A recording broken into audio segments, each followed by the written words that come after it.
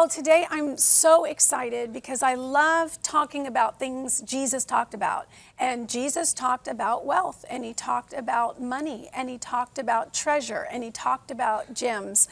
And so I have a guest today that is an expert in all of these things, at the top of his game, experiencing incredible success.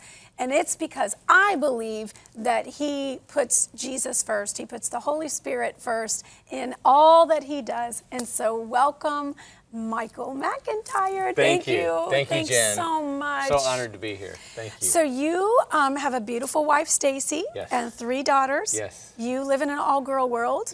I live in an all-boy world. Yes. And so you have your family's in ministry with you and serving with you. Yeah. I love your mission statement for McIntyre Coaching. It's to awaken identity, activate purpose, and accelerate mission. Yes. That's like, let's go. I'm ready. Let's go. So Right. exciting. But you know, we have a mutual friend, Sandy. Oh, yes. And when I was talking to her, and she was telling me about your incredible conferences, she said he's so affirming, and he calls out greatness, and he's a visionary, and he just sees a masterpiece in everyone he meets. And I'm like, who is he? So I just love that you are positive, and that's how God is. Amen. Yeah. Okay, so tell my viewers about your testimony, your story. You were yeah. wealthy. You didn't need God. You were successful, and Jesus talks about, for someone that wealthy to get saved is like going through the eye Of the needle. Yeah, like a camel. Yeah. So tell us about your testimony. All right. Well, thank you. And it's kind of interesting. I always quip that, on the road to Damascus, I was knocked off my Bentley.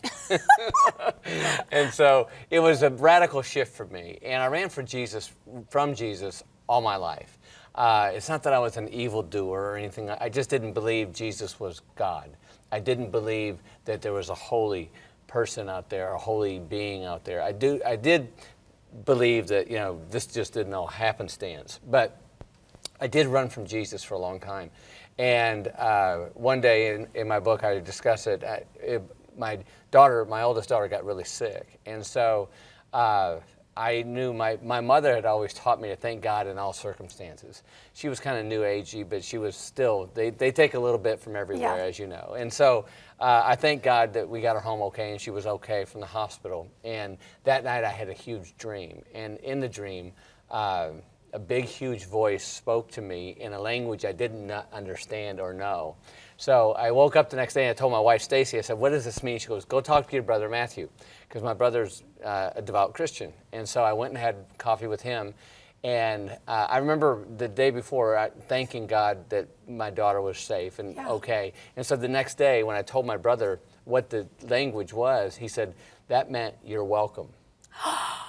He knew? He knew. Wow. And what's interesting is he's been praying for me, and there was a chain going for like 8 years of me coming to Jesus and giving my life to Jesus. So wow. And it was really cool because he got to be he was front lines and seeing all this, and God blessed him with that experience. And so, so my life radically changed at that point because I was very successful in business.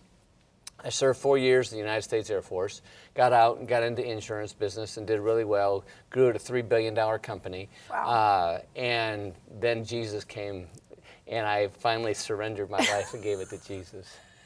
So your brother was praying for you, Yeah. your wife Stacy was praying for you, Yes. and a whole chain. And you made them pray for 8 years, huh? I did. Yeah. Forgive me, Lord. Yeah. And but yeah, they did. They were faithful. Yeah. That's awesome. I want her to come on because I know I was reading about the coaching that she does, just emotional healing and emotional well-being. And so Stacy's amazing. Can you put in a good word for me? Yes. Okay. Yes. Thank you. In fact, I already texted her and said they wanted you here. Yes.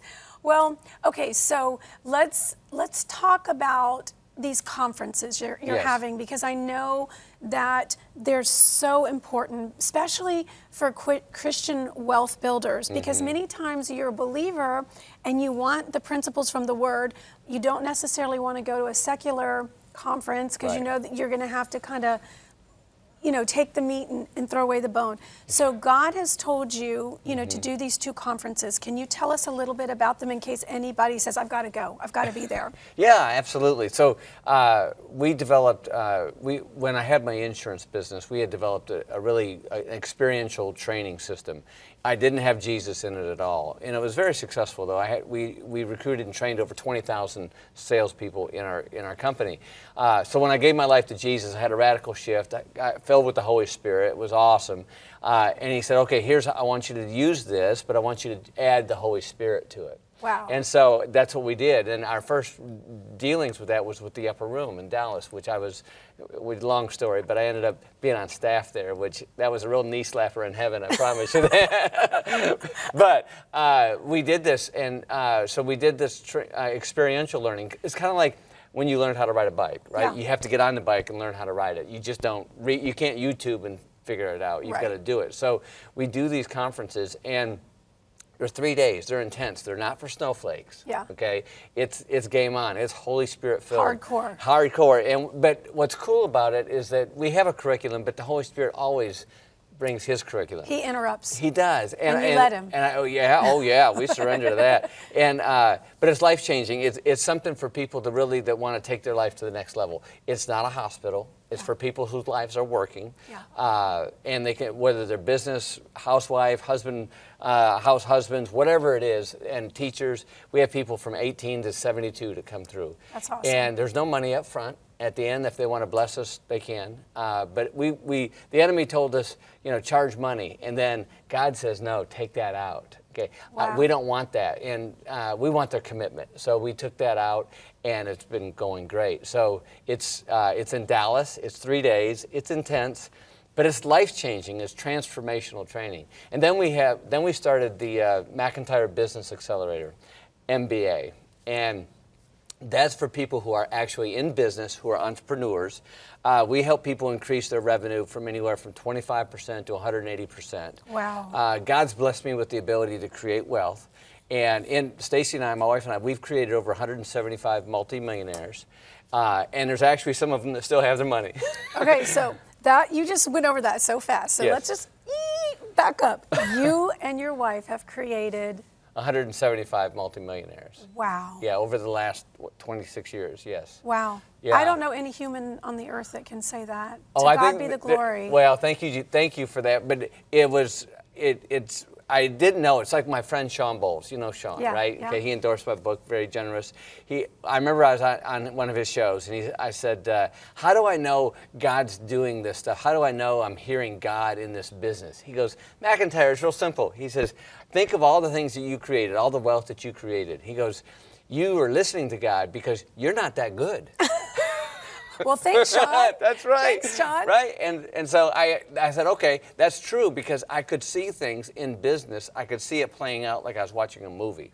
And so I would bring this out, and I say, here's how it, and some people call it visionary, and what I didn't know, it was directly from the Holy Spirit. That's right. It's kind of like an algorithm. My friend Chris Valentin talks about it all the time. There's an algorithm of God going all the time, and all we have to do is reach up and grab it. Yeah. But so many times in the Christian community, people say, no, I don't need to make money. I don't need to do this. Which is not true. Yeah. I often say, I was telling your staff earlier, that the Good Samaritan would not have been famous if it weren't for money. Yeah. Right? That's and right. And a lot of people in our tribe want to give more and help more and do more missions and create things, but it takes money to do that. That's right. So that's right. That's what in McIntyre Business Accelerator, it's 3 days. We only limit it to 20 people. Okay, it's coming up here in August, and so you come in, and we invite you into our home.